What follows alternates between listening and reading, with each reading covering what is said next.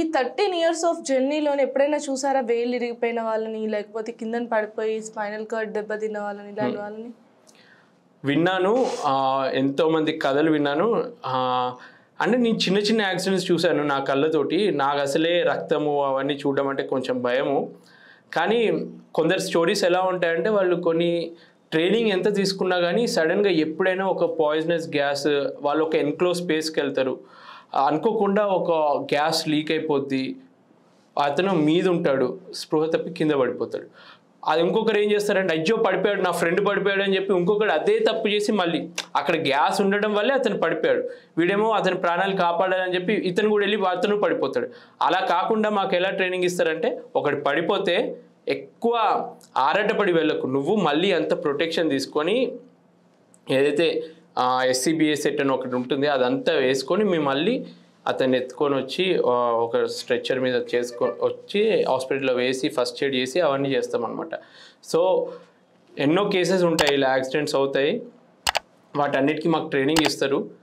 కొన్ని గ్యాసెస్ ఎలా ఉంటాయంటే విత్ ఇన్ వాళ్ళు 10 సెకండ్స్ అది పీల్చినా ప్రాణాలు పోతాయి అన్నమాట. సో అందుకే ఏదన్నా ఏరియాలో మేము వర్క్ చేసే ప్లేస్ ఉంటే అన్ని పర్మిట్స్ ఉంటాయి. మా పని నాది మేనేజ్మెంట్ లెవెల్ అనమాట. ఏ పని మొదలుపెట్టే ముందు నేను కొంచెం ఎక్కువసేపే వాళ్ళతో డిస్కస్ చేస్తాను. ఒక 5 వర్క్ చేస్తున్నారు అనుకో, ఇద్దరిని లోపల వర్క్ చేస్తే ఇద్దరు బయట సెక్యూరిటీగా పెడతాను. అంటే వాళ్ళతో ఒక 5 మినిట్స్కి ఒకసారి వాకీ టాకీలో ఎలా ఉన్నారు అట్లా వాళ్ళది ఒక ఇన్స్ట్రుమెంట్ ఉంటుంది, అక్కడ ఆక్సిజన్ కంటెంట్ ఎంత ఉంది, అక్కడ పాయిజనస్ గ్యాస్ ఏం లేదు కదా, అది ఎప్పుడు మెజర్మెంట్ ఇస్తూ ఉంటుంది అనమాట. సో అవన్నీ మనం కనుక్కుంటూ ఉన్నాం అనుకో ఏం ప్రాబ్లం ఉండదు. ఒకవేళ లోపల ఇన్స్ట్రుమెంట్ చూపిస్తుంది ఎక్కువ కంటెంట్ ఉంది, పాయిజనస్ గ్యాస్ పెరుగుతుంది, HC కంటెంట్ పెరుగుతుంది అంటే వెంటనే బయటికి రావాలి మీరు అని చెప్పి వాళ్ళు బయటికి రావడం, అట్లాంటివి చేస్తే ఏం ప్రాబ్లం ఉండదు. ఓకే, నార్మల్గా అంటే ట్రైనింగ్ పీరియడ్ ఇవన్నీ పక్కన పెట్టేస్తే మీరు ఫస్ట్ ఏ దేశం వెళ్ళారు, ఆ దేశంలో ఉన్న రూల్స్ ఏంటి, మీకు ఏమైనా పాస్పోర్ట్ ఇవన్నీ కూడా ఉండాలా? మా షిప్పింగ్ వాళ్ళకి CDC అని ఒకటి ఉంటుంది. పాస్పోర్ట్ జనరల్గా మాకు ప్రతి ఒక్కరు ఎవరైనా బయటకు వెళ్ళాలంటే పాస్పోర్ట్ ఉన్నట్టు పాస్పోర్ట్ ప్లస్ CDC అని ఒకటి ఉంటుంది. సో అదొక ఎక్స్ట్రా పాస్పోర్ట్ టైప్ అనమాట మా షిప్పింగ్ వాళ్ళకి. నేను ఫస్ట్ వెళ్ళిందంటే సింగపూర్ నుంచి జాయిన్ అయ్యాను. సో సింగపూర్ నా ఫస్ట్ ఫారిన్ కంట్రీ అనమాట. Singapore is like safest country. So ఏం ప్రాబ్లం అనిపించలేదు, చాలా సేఫ్ అనిపించింది. సింగపూర్లో ఎలా అంటే మన తెలుగు వాళ్ళు ఉంటారు, తమిళ వాళ్ళు ఉంటారు, అదొక మినీ ఇండియా టైప్ ఒక స్ట్రీట్ కూడా ఉంటుంది అక్కడ. సో అంత ప్రాబ్లం ఏమి అనిపించలేదు. కాకపోతే ఫస్ట్ టైం ఒక్కనే అలా సింగపూర్ వెళ్ళాను, నాతో పాటు ఇంకొకరు జాయిన్ అవ్వట్లేదు అనమాట ఆ షిప్లో, నేను ఒక్కనే వెళ్తున్నాను. కొంచెం భయం వేసింది, ఎయిర్పోర్ట్కి వెళ్ళగానే ఎవరైనా వస్తారా, రిసీవ్ చేసుకుంటారా. ఫస్ట్ టైం షిప్ ఎక్కుతున్నప్పుడు ఎంత నీకు వచ్చిన షిప్యార్డ్లో ఉన్నప్పుడు షిప్ ఎక్కితే అదొక డిఫరెంట్ ఫీలింగ్, అది పోర్ట్లోనే ఉంది, కానీ సముద్రం మధ్యలో ఉన్న షిప్ ఎక్కుతున్నప్పుడు అదొక డిఫరెంట్ ఫీలింగ్ నాకు. అసలు షిప్ దేంతో నడుస్తుందండి, డీజిలా లేకపోతే పెట్రోలా? షిప్ నడిచేది హెవీ ఫ్యూయల్ ఆయిల్ అని చెప్పి ఒకటి ఉంటుంది. డీజిల్లో కూడా నడుస్తుంది, కాకపోతే డీజిల్ చాలా కాస్ట్ ఎక్కువ.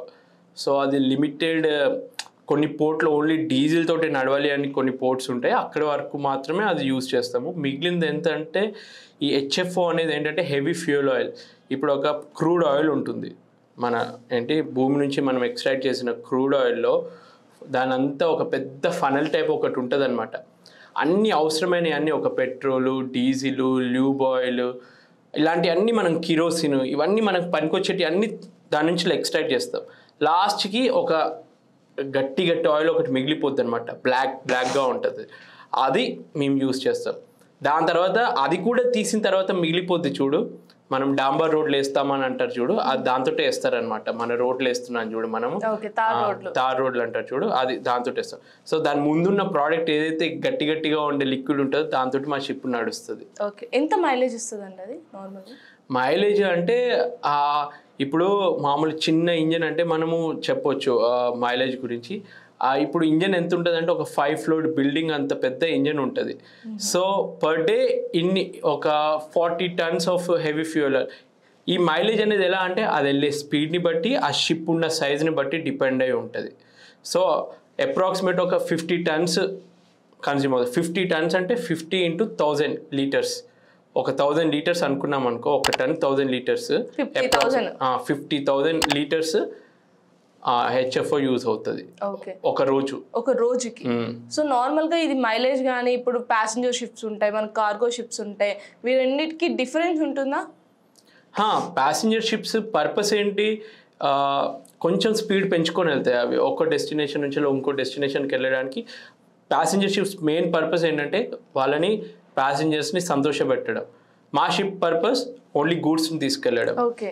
సో అంటే ఎలాంటి జాగ్రత్తలు తీసుకుంటారు అంటే ప్యాసింజర్ షిప్లోని ఇప్పుడు ఒక టికెట్ తీసుకొని మనం వెళ్ళాలి వేరే దగ్గరికి, సో వీళ్ళకి కూడా పాస్పోర్ట్ నీడెడ్ ఎలా చేస్తారు? ఇప్పుడు నేను వైజాగ్ నుంచి అండమాన్ వెళ్ళాలి, సో అలాంటి వాళ్ళు ఎలాంటి జాగ్రత్తలు తీసుకోవాలి, ఎలాంటి షిప్స్ బుక్ చేసుకోవాలి? ప్యాసింజర్ షిప్స్ వాళ్ళకి ఏంటంటే ఇండియా నుంచి ఇండియా కంటే పాస్పోర్ట్ అక్కర్లేదు అండమాన్కి వెళ్ళాలంటే. ఒకవేళ సింగపూర్ వెళ్ళాలన్నా, ఏ దేశం మన దేశం నుంచి బయట దేశంకి వెళ్ళాలంటే పాస్పోర్ట్ కావాలి. సో ఇంకా షిప్ ఎక్కడానికి పెద్ద క్వాలిఫికేషన్స్ ఏం అక్కర్లేదు. ప్యాసింజర్ షిప్స్ ఎక్కాలంటే ఎవరైనా ఎక్కొచ్చు. ఆ కంపెనీ ఆ రూల్స్ ఏమన్నా ఉంటే ఏంటి వికలాంగులు ఎక్కొద్దు, లేదంటే హెల్త్ బాగా ఖరాబ్ ఉన్న వాళ్ళు ఎక్కొద్దు అని వాళ్ళు ఏమైనా రూల్స్ పెడితే ఏమైనా ఉంటాయేమో, కానీ మామూలుగా అయితే ఎవరైనా ఎక్కొచ్చు. వాళ్ళకి స్పెషల్ ట్రైనింగ్స్ ఏమీ ఉండవు. జస్ట్ ఒకవేళ ఎమర్జెన్సీ అవుతే మీరు లైఫ్ బోట్ ఎలా వేసుకోవాలి అలాంటి చిన్న వాళ్ళకి మనం ఎయిర్ క్రాఫ్ట్ ఎక్కితే వాళ్ళు ఎలా నేర్పిస్తారో షిప్లో కూడా అలానే నేర్పిస్తారు. సో అంటే షిప్లోని టికెట్ తీసుకోవడానికి ఎంత కాస్ట్ ఉంది? ఇప్పుడు నేను అండమాన్ వెళ్ళాలి వైజాగ్ నుంచి, లేకపోతే సింగపూర్ వెళ్ళాలి, సో ఒక కంట్రీకి అయితే ఎంత టికెట్ ఉంటుంది వాళ్ళు తీసుకుంటారు, అండ్ ఒక ఇండియాలోనే ఈ స్టేట్స్కి అనుకోండి ఎంత తీసుకుంటారు? అది ఎలా ఉంటుంది అంటే ఇప్పుడు జనరల్ ట్రైన్లో మనం జనరల్ బోగీలో వెళ్తే ఎలా ఉంటుంది, AC, third AC, first class, అలానే ఇందులో కూడా షిప్లో కూడా ఎన్నో రకాలుగా ఉంటాయి. ఓకే. సో బేసిక్ ఏదైతే ఎయిర్ క్రాఫ్ట్ రేంజ్లోనే ఉంటాయి ఇవి కూడా కాస్ట్. ఎయిర్ క్రాఫ్ట్లో అంటే ఒక 7,000 8,000 అలా ఉంటాయి. నార్మల్గా పిల్లలకి ఎంట్రీ ఉంటుందా, లేకపోతే పిల్లలకి ఎంట్రీ ఉండదా? ఉంటుంది, వెళ్ళొచ్చు. వాళ్ళు కూడా వాళ్ళ ఏంటి గైడెన్ అంటే వాళ్ళ గార్డియన్ తోటి వాళ్ళ పేరెంట్స్ తోటి వెళ్ళొచ్చు, ప్రాబ్లం ఏమి ఉండదు. ఈ షిప్స్ కూడా పైరేట్స్ అటాక్ చేయడం ఇలా షిప్కి ఏ షిప్ అన్నది ఏమి ఉండదు. అటాక్ చేయాలనుకుంటే చేస్తారు. కాకపోతే ప్యాసింజర్ షిప్స్ని ఎందుకు అటాక్ చేయరంటే ఆల్రెడీ అక్కడ ఎక్కువ ప్రొటెక్షన్ ఉంటుంది, ఎక్కువ సెక్యూరిటీ గార్డ్స్ ఉంటారు, జనాలు. వీళ్ళు ఉండేది ఒక 10 మంది, ప్యాసింజర్స్ ఎంతమంది ఉంటారో వేలల్లో ఉంటారు. వీళ్ళు 10 మంది వస్తే ప్యాసింజర్స్ అందరు కలిసి వాళ్ళనే ఏమైనా అటాక్ చేయగలరు. సో వాళ్ళు ప్యాసింజర్ షిప్స్ మీద ఎక్కువ అటాక్ చేయరు. ఓకే. మీ మీద ఎప్పుడైనా అటాక్ జరిగిందా అండి రాజశేఖర్ గారు? నా మీద పర్టికులర్గా ఏం జరగలేదు. ఒకవేళ షిప్ అలా స్మాల్ బోట్ ఒకటి దగ్గరకు వస్తుంది అన్నంత వరకే జరిగింది, కానీ మేము తప్పించుకొని వెళ్ళాం. కానీ నాకు పర్టికులర్గా అలా ఏం జరగలేదు. ఎలా తప్పించుకున్నారంటే అలా ఎలా? వాళ్ళు వస్తున్నారు, ఆ బోట్ దగ్గరకు వస్తుంది. సో వాళ్ళకి ఎలా ఉంటుందంటే మేము వస్తున్నాము అంటే మేము ప్రిపేర్డ్గా ఉన్నాము అని తెలిస్తే వాళ్ళు వెళ్ళిపోతారు. వాళ్ళు రాగానే మేము మా దగ్గర ఉన్న పెద్ద పెద్ద వాటర్ జెట్స్ తోటి వాళ్ళ సైడ్ వాటర్ని అలా స్ప్రే చేయడము, ఫోర్స్ తోటి చేయడము, మేము అందరం లుక్అవుట్ మనుషులం అందరం బయటకు వచ్చి వాళ్ళకి మేము ఉన్నాము అన్నట్టు చెప్పడము, మా స్పీడ్ని పెంచుకొని వెళ్ళడము, అలాంటివి చేసామనుకో అమ్మో వీళ్ళు ఆల్రెడీ ప్రిపేర్డ్గా ఉన్నారు, ఏం తెలియకుండా ఉన్నారు అంటే ఈజీగా ఎక్కేయచ్చు అని అనుకుంటారు. ఆల్రెడీ మేము ప్రిపేర్డ్గా ఉన్నాము అంటే వాళ్ళు కొంచెం భయపడతారు. ఓకే. మీకు కూడా గన్స్ అవన్నీ ఇస్తారా? మాకు ఇవ్వరు గన్స్. మేము గన్స్ యూజ్ చేసే లైసెన్స్ మాకు లేదనమాట.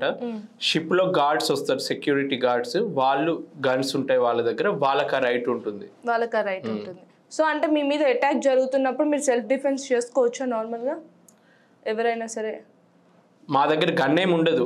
ఎవరైనా అది బేసిక్ హ్యూమన్ రైట్. వాళ్ళు నన్ను అటాక్ చేస్తున్నారు అన్న ఒక్క రీజన్ చాలు మనం సెల్ఫ్ డిఫెన్స్ తోటి ఏమైనా చేయడానికి. ఆఫ్రికా ఇటు సైడ్ దేశాలప్పుడు అంటే ఎక్కువ మైగ్రెంట్ దేశాలు ఏవైతే ఉంటాయో వాటికి ఎక్కువగా అంటే అటాక్ చేస్తారు. అలాంటి వాళ్ళు అంటే ఎలాంటి వాళ్ళు అటాక్ చేస్తారు అంటే ఎలాంటి దేశం వాళ్ళు? ఏదైతే అవసరం ఉందో వాళ్ళే అటాక్ చేస్తారు. బాగా బలిసిన దేశం అయితే చేయదు, బాగా బలహీనపడిన దేశమే అటాక్ ఎక్కువ చేస్తుంది. ఓకే. మీరు అంటే ఎలాంటి ప్లేసెస్కి వెళ్ళినప్పుడు చాలా భయంగా ఫీల్ అయ్యారు ఈ దేశానికి వెళ్తున్నాం రా అని? భయం అనేది ఇట్లా సెక్యూరిటీ పరంగా ఎక్కువ నేను ఈ పైరేట్ ఏరియాకి వెళ్ళినప్పుడే కొంచెం భయపడతాను. లేదంటే ఏదన్నా బాగా ఎండ ఉండే ప్లేస్ అంటే నాకు కొంచెం భయం ఎక్కువ. భయం అంటే ఇన్ ద సెన్స్ నా బాడీ తట్టుకుంటుందా. కొన్ని దుబాయ్ లాంటి ప్లేసెస్ అప్పుడప్పుడు టెంపరేచర్స్ 50-55 దాకా వెళ్తుంది. ఇంకా నేను వర్క్ చేసే ప్లేస్ ఇంజన్లో ఇంకా వేడి ఎక్కువ ఉంటుంది అనమాట. అవి కొంచెం అక్కడ ఉండడానికి కంఫర్ట్గా అనిపించదు నాకు. చల్ల ప్లేసెస్లో ఉండడానికి నాకు చాలా ఇష్టం. అక్కడేం ప్రాబ్లం ఉండదు నాకు. -10 అయినా కానీ మా ఇంజన్ రూమ్లో కొంచెం ప్రశాంతంగా ఉండొచ్చు. ఓకే. నార్మల్గా అంటే -డిగ్రీ టెంపరేచర్స్కి కూడా వెళ్ళారని చెప్పేసి నేను విన్నాను. సో ఎలాంటి ప్లేసెస్ అవి అండ్ ఎలా ఉంటుంది అక్కడ అంటే కండిషన్ ఎలా ఉంటుంది మీ హెల్త్ కండిషన్?